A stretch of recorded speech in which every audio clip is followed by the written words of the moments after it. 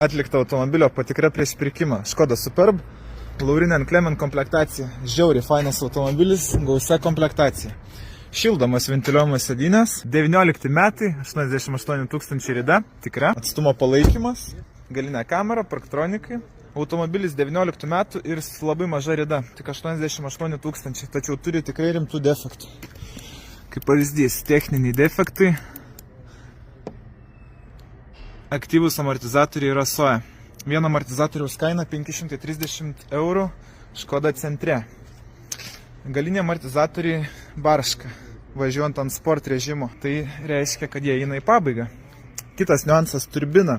Matosi, kad yra suodžiais apėjus ir pasijungus diagnostiką, matau, kad ant laisvų apsukų pučia 960 milibarų. Tai reiškia, kad vakumuoja, nes Žemės atmosfera yra 999 milibarai šiuo metu. Reikės remontuoti. Smulkmenos, bet ne pigios.